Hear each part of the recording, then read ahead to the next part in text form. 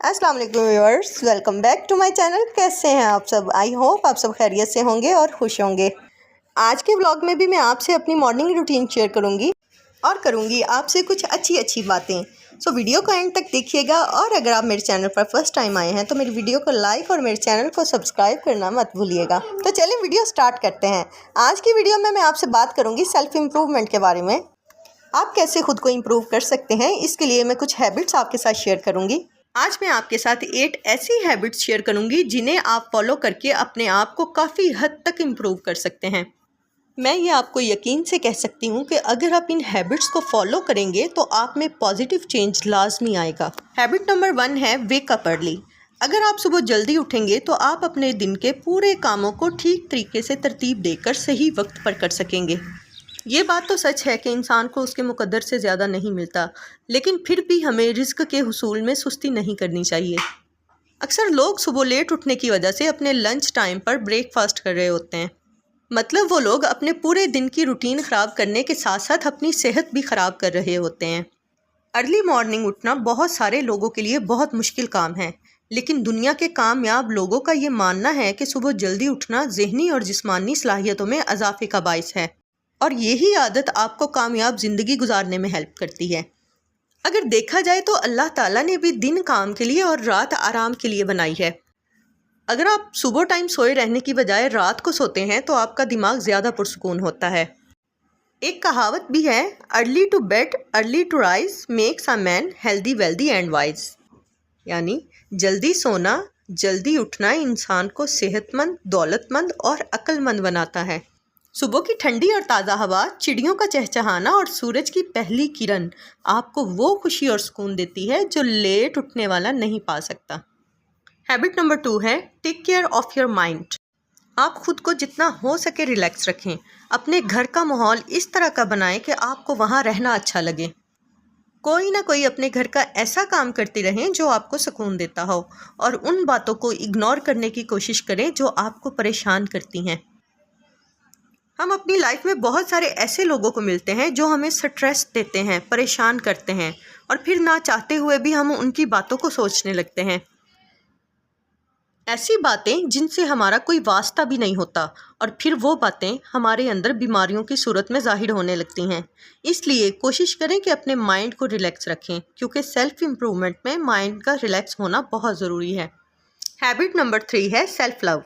Self improvement के लिए self care का होना बहुत ज़रूरी है। खाना वक्त पर खाएं, मेडिसिन टाइम पर लें, क्योंकि बहुत सारे ऐसे लोग हैं जो खुद को इग्नोर करके अपनी फैमिली और अपने घर का ख्याल रखते हैं।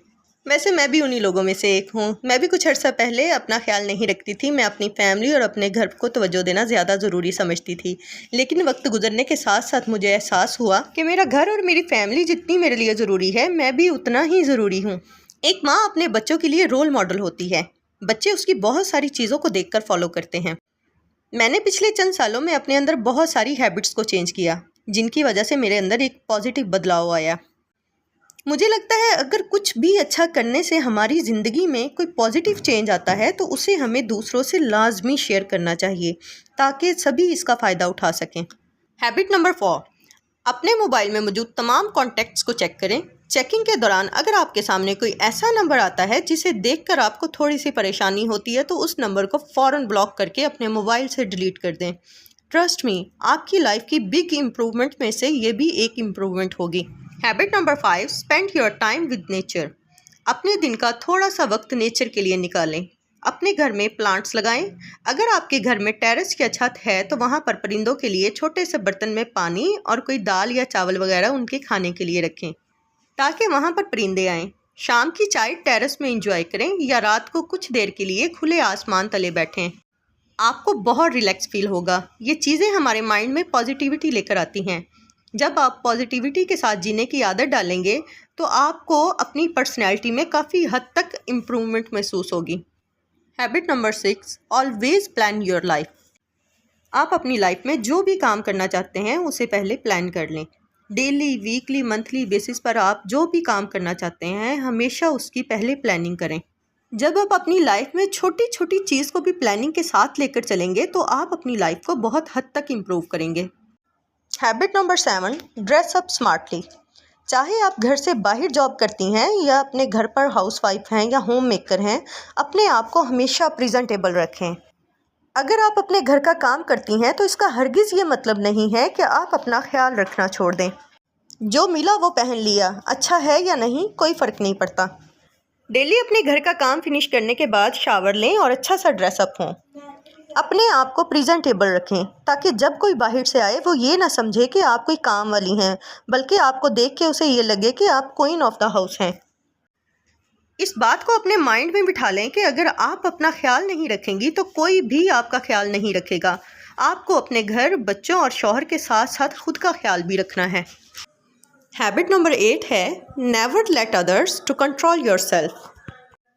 याद रखें, अगर हम अपनी ज़िंदगी का रिमोट किसी और के हाथ में पकड़ाएंगे तो वो हमें अपनी मर्ज़ी से चलाएगा, हमें अपने इशारों पर नचाएगा। मेरा ये पर्सनल एक्सपीरियंस है कि जब तक मैं दूसरों के पीछे लगकर अपनी ज़िंदगी गुजारती रही, मैं परेशान रही, और जब मैंने अपनी ज़िंदगी के मामलात को खुद हैंडल करना शुरू किया तो मेरी ज़िंदगी आसान हो गई और खुशगवार हो गई। ये बात ज़हन नशीन कर लें कि आपके साथ आपसे ज़्यादा कोई भी सिंसियर नहीं हो सकता।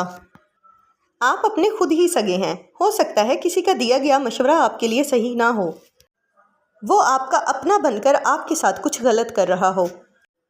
इसलिए कभी भी किसी को भी अपनी लाइफ में इंटरफेयर ना करने दें।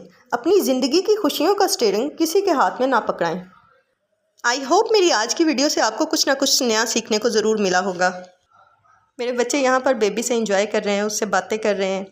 आप भी देखें और एंजॉय करें। और अगर आपको मेरी वीडियो अच्छी लगी है तो मेरी वीडियो को लाइक और मेरे चैनल को सब्सक्राइब कर दें। बेबी से बात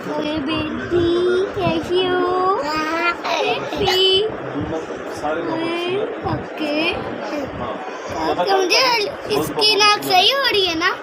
नाक सही हो रही है, खुद ही हो जाएगी जब बड़ा हो जाएगा।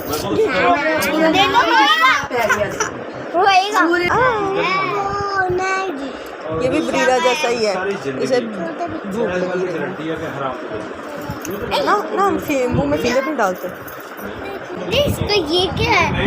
ये पट्टी से ना बांध देते हैं, इसके यहाँ पे नहीं होता, ये इसके अंदर रख देते हैं, ये इसके अंदर जाए। हाँ जी, ये बैठे हुए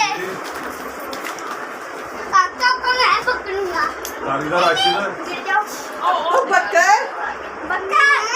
मैं पकड़ाती हूँ।